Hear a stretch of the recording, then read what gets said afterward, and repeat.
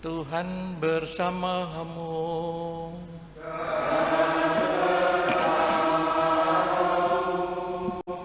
Inilah Injil Yesus Kristus menurut Santo Markus.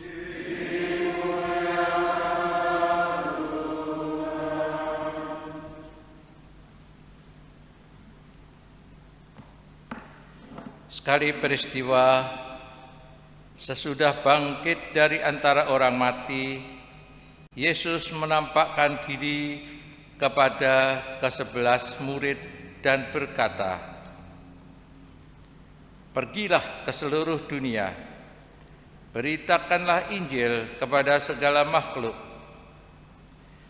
Siapa percaya dan dibaptis akan diselamatkan, tetapi siapa tidak percaya akan dihukum. Tanda-tanda ini akan menyertai orang-orang yang percaya. Mereka akan mengusir setan-setan demi namaku. Mereka akan berbicara di dalam bahasa-bahasa baru. Mereka akan memegang ular dan sekalipun minum racun maut, mereka tak akan celaka. Mereka akan meletakkan tangan atas orang sakit dan orang itu akan sembuh." Sesudah berbicara demikian kepada mereka, terangkatlah Tuhan Yesus ke surga, lalu duduk di sisi kanan Allah. Maka pergilah para murid memberitakan Injil ke segala penjuru, dan Tuhan bekerja dan meneguhkan firman-Nya dengan tanda-tanda yang menyertainya. Demikianlah sabda Tuhan.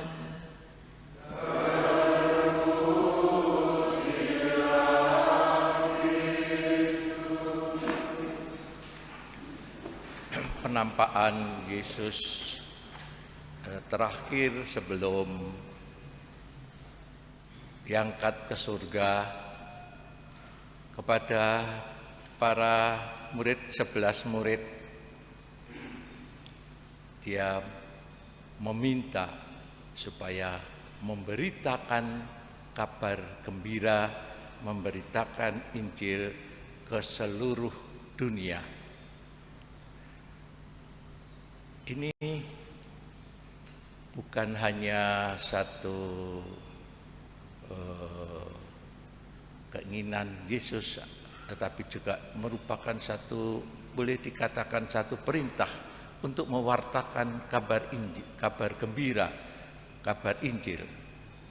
Ini merupakan tugas yang baru kepada para murid-muridnya, memberitakan Injil ke seluruh dunia, memberitakan kabar sukacita ke seluruh dunia. Ini bukan hanya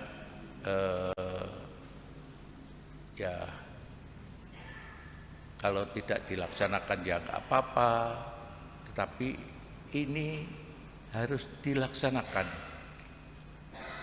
Kalau orang dibaptis, dipermandikan, dia dipanggil, tetapi sekaligus juga dia diutus untuk mewartakan kabar sukacita. Dan para murid itu bukan hanya diberi tugas seperti itu saja, tetapi juga diberi kuasa.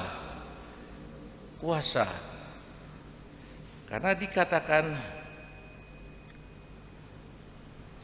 tanda-tanda ini akan menyertai orang-orang yang percaya. Mereka akan mengusir setan-setan demi namaku. Mereka akan berbicara dalam bahasa-bahasa baru. Mereka akan memegang ular dan sekalipun minum racun maut, mereka takkan celaka.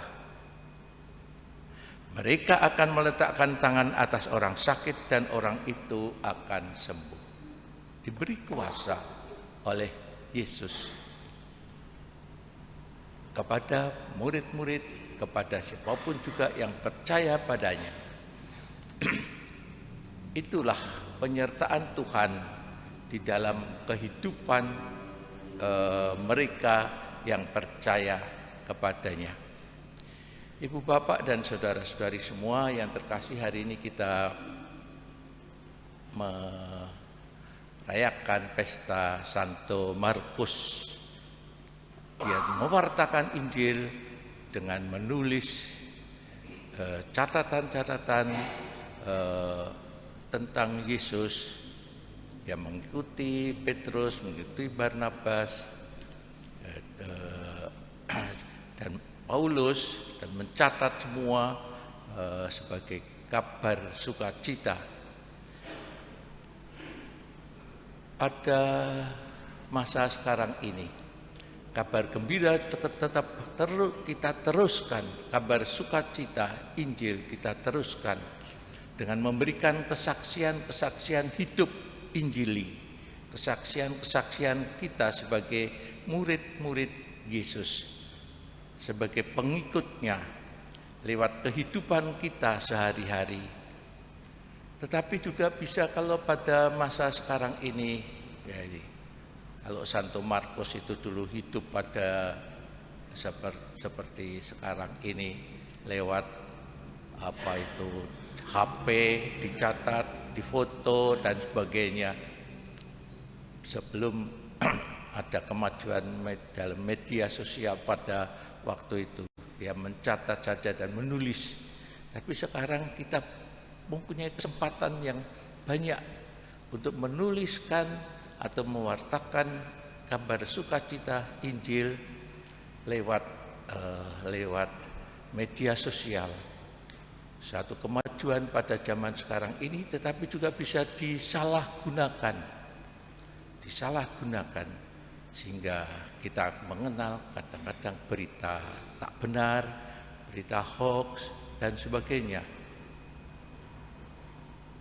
dimanipulasi untuk kepentingan-kepentingan tertentu. Marilah kita mohon juga agar warta gembira, sukacita, kebenaran Injil tetap diwartakan lewat cara-cara baru sekarang ini. Marilah kita hening sejenak merenungkan sabda Tuhan.